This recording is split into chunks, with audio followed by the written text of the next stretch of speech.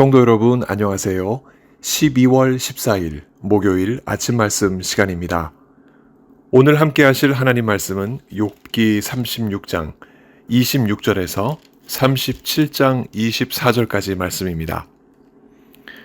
그 가운데 37장 23절과 24절 말씀을 봉독하여 드리겠습니다. 전능자를 우리가 찾을 수 없나니 그는 권능이 지극히 크사 정의나 무한한 공의를 굽히지 아니하심이니라. 그러므로 사람들은 그를 경외하고 그는 스스로 지혜롭다 하는 모든 자를 무시하시느니라. 아멘. 상황에 맞는 말은 사람의 마음을 위로합니다. 그런 말을 두고 우리 속담에는 은쟁반에 옥굿을 구르는 소리다 라고 합니다. 은쟁반에 옥굿을 같은 말이라면 그 말이 얼마나 듣는 사람의 마음을 시원하게 하고 따뜻하게 해주겠습니까? 그런 말을 두고 잠언서 기자는 이렇게 기록합니다.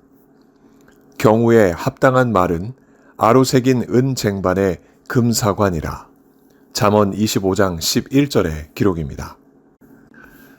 한 목사님이 어느 교회에 부임했습니다. 때마침 목회자들이 수련회를 떠났는데 그만 사고로 그 목사님이 다리를 다쳤습니다. 부임하자마자 다리 전체에 캐스트를 하고 크러치를 하며 수개월을 교회에 출근하는 상황이 되었으니 그 목사님도 성도들도 서로 보기가 민망했습니다. 그러던 어느 날 교회에서 인정받는 한 장로님이 그 목사님을 따로 불러 말했습니다. 목사님이 부임하시자마자 다리를 다치신 이유를 혹시 아십니까? 다리를 다치신 이유는 오시지 말아야 할 교회에 오셨기 때문입니다. 이 교회가 세습을 한 교회가 아닙니까? 하나님의 뜻이 가려진 교회에 오셨기 때문에 하나님이 목사님의 다리를 치신 것입니다.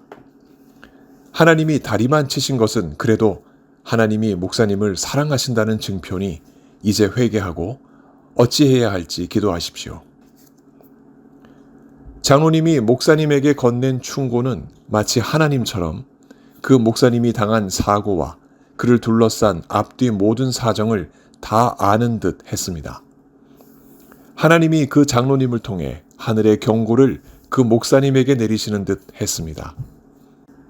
그런데 그 진위를 떠나 과연 이 충고가 목사님의 마음에 은쟁반의 금사과와 같았을까? 아무리 맞는 말이고 좋은 말이라 해도 경우에 합당한 말이라 느껴지지 않을 때가 있습니다. 그럴 때 우리는 어떻게 반응해야 할까요? 침묵하는 것입니다. 입을 열기보다는 입을 닫는 것이 많은 경우 황금과 같은 가치를 지니기 때문입니다. 자연 만물을 향한 하나님의 뜻을 모조리 학습하여 그 이치를 아는 듯한 엘리후였습니다. 마치 유능한 선생님이 무지한 학생을 가르치듯 엘리후는 욥에게 자신만 아는 하늘의 이치를 가르쳤습니다. 32장 26절의 기록입니다. 하나님은 높으시니 우리가 그를 알 수 없고 그의 햇수를 헤아릴 수 없느니라.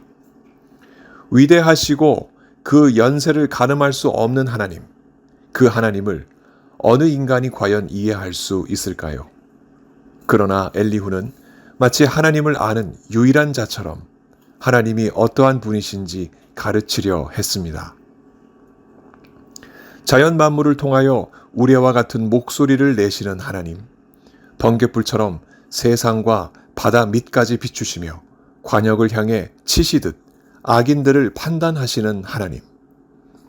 우레소리 속에 담긴 그 하나님의 음성을 들으라고 엘리후는 선지자처럼 외쳤습니다. 그 시대의 사람들은 천둥소리 속에 하나님의 음성이 들어있다 믿었습니다. 그런데 욥도 그 친구들도 듣지 못하는 하나님의 음성을 엘리후는 듣고 있는 듯한 발언입니다. 아마도 엘리후는 욥이 그 말을 듣고 자신의 의로움을 하나님 앞에 호소했던 그 교만을 회개하기를 원했을지도 모릅니다. 그러나 여전히 묵묵부답하는 모습을 욥이 보이자 엘리후는 자신의 가르침을 거세게 이어갔습니다.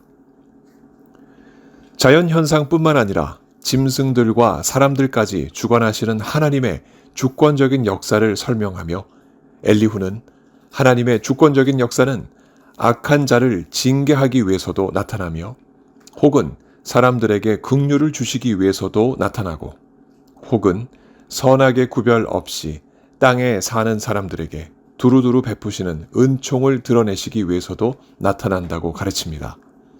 37장 13절의 기록입니다. 혹은 징계를 위하여, 혹은 땅을 위하여, 혹은 긍휼을 위하여 그가 이런 일을 생기게 하시느니라. 자유롭게 주권을 펼치시는 하나님의 섭리를 이렇게 설명하고 있습니다. 모두 맞는 말입니다. 틀린 말은 아닙니다. 그런데 이 말이 과연 욥에게 은쟁반의 금사과였을까? 그럼에도 여전히 묵묵부답하는 욥이었습니다. 그런 욥을 향해 엘리후는 더욱 목소리를 높입니다. 17장 14절의 기록입니다. 욥이여, 이것을 듣고 가만히 서서 하나님의 오묘한 일을 깨달으라. 이렇게 욥을 몰아세우며 엘리후는 욥이 번쩍이는 구름 속에 번개를 다스리시는 하나님을 아는지 묻습니다. 또 하나님이 만든 경이로운 자연의 이치를 아느냐 묻습니다. 또 세상 만물을 다스리시는 하나님의 뜻을 아느냐 묻고 그 창조의 시간에 너도 있었느냐고 묻습니다. 그러나 그 어떠한 질문에도 욥은 답하지 않습니다. 세상 만물을 창조하시고 다스리시는 하나님의 속 깊은 뜻을 감히 욥이 알 턱이 없었기 때문입니다. 그런데 이런 질문을 하는 엘리후는 조금 다릅니다. 하나님의 속 깊은 뜻을 욥보다는 많이 알고 있는 듯한 자세입니다. 뭔가를 더 알기에 이런 식으로 욥을 가르치려는 것이 아니겠습니까? 사실 엘리후가 창조주 하나님의 속 깊은 뜻을 욥보다 더 잘 알았고 하나님이 그런 엘리후를 욥에게 선생님으로 세우셨다면 엘리후의 가르침은 욥에게 은쟁반의 금사과였을 것입니다. 그리고 정말 그랬다면 욥은 엘리후의 가르침을 얻어 기뻐하고 위로받았을 것입니다.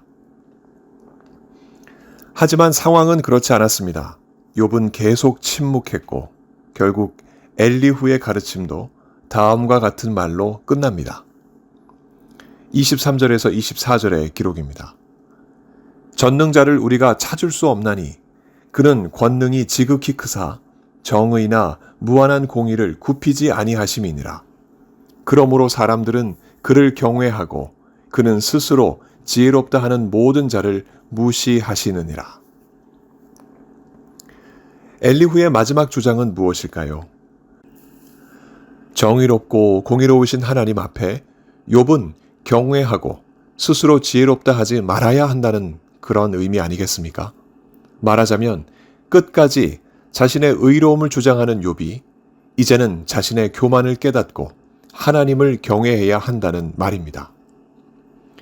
엘리후의 이 마지막 발언이 끝남에도 불구하고 욥이 끝끝내 대꾸하지 않는 이유는 무엇일까요? 엘리후의 말이 욥에게 시원한 답을 주거나 위로를 주지 못했기 때문이 아니겠습니까? 욥과 그의 세 친구들에게 마치 하나님의 뜻을 풀어줄 선생님처럼 등장했던 엘리후였지만 그는 천상회의에서 벌어졌던 하나님과 사탄과의 내기를 전혀 알지 못했습니다. 첫 단추부터 잘못 끼웠으니 마지막 단추를 끼운들 옷 매무새가 바를 리는 없습니다. 그러니 욥에게 던진 말들이 은쟁반의 금사과가 되지 못한 채 마무리된 것입니다. 이제 욥에게는 하나님의 응답만 남았습니다. 그 말씀만이 욥에게 은쟁반의 금사과가 됩니다.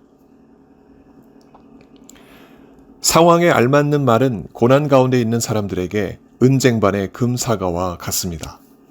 비록 맞는 말이라 해도 그 말이 듣는 사람이 겪는 상황에 적용되지 않는 경우도 있다는 사실을 우리는 늘 기억하고 우리의 입술에 파수꾼을 세워야 하겠습니다.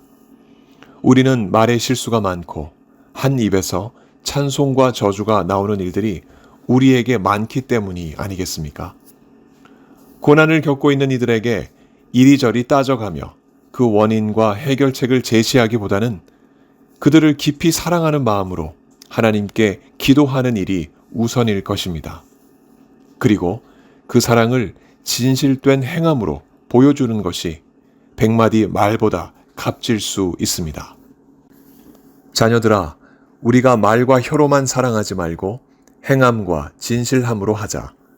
이로써 우리가 진리에 속한 줄을 알고 또 우리 마음을 주 앞에서 굳세게 하리니 이는 우리의 마음이 혹 우리를 책망할 일이 있어도 하나님은 우리 마음보다 크시고 그 모든 것을 아시기 때문이라.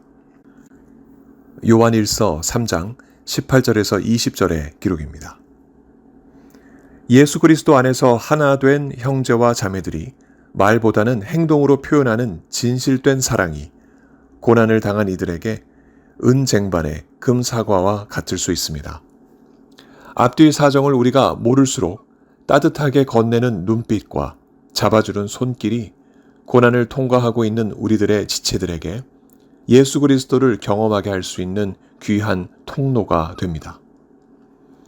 오늘 고난 중에 있는 이들에게 말과 혀로만 사랑하지 말고 행함과 진실함으로 나아가는 우리 모두가 되기를 바랍니다. 성령께서 우리를 통하여 고난을 지나가고 있는 이들에게 하나님께서 동행하신다는 것을 깨닫도록 해주실 것입니다. 그리고 혹여 엘리후와 같은 사람들이 여러분 주위에 있다면 그들과 다투지 말고 침묵으로 나아가시길 바랍니다. 머지않아 그 침묵을 넘어 여호와 하나님께서 여러분들에게 분명한 응답을 주실 것입니다. 성령께서 고난 당하는 이들과 이 시간도 함께 하시길 예수 그리스도 이름으로 간절히 축원합니다. 함께 기도하시겠습니다. 하나님 아버지, 세상에는 고통당하는 사람들이 너무나 많이 있습니다. 그리고 그 가운데 엘리후와 같은 사람들도 있습니다. 엘리후와 같은 사람들의 말 들어보면 맞는 말이고 옳은 말입니다. 그러나 고통을 당하는 사람들에게 적용되지 않는 말일 수도 있다는 것을 우리는 또한 경험하고 있습니다. 고통당하는 사람들에게 우리가 어떠한 자세로 나아가야 할지 다시 한번 이 아침 깊이 묵상하게 하여 주옵시고 예수 그리스도께서 보여주신 그 사랑으로 말보다는 행동으로 진실된 마음으로 어려움을 당한 사람들을 돌보고 품에 안고 사랑하는 우리 모두 되게 하여 주옵소서. 또한 엘리후와 같은 사람들의 말에 상처 입는 사람들이 있다면 주님께서 불쌍히 여겨 주옵시고 어서 주님께서 응답하셔서 하나님의 살아계심과 역사하심을 고통당하는 하나님 사람들에게 보여주시옵소서. 오늘도 택하신 귀한 백성들과 함께 하실 것을 믿사옵고 우리 구주 예수 그리스도 이름으로 감사하며 기도하옵나이다. 아멘. 성도 여러분, 오늘 하루도 주님과 동행하시는 복된 하루 보내시기 바랍니다. 감사합니다.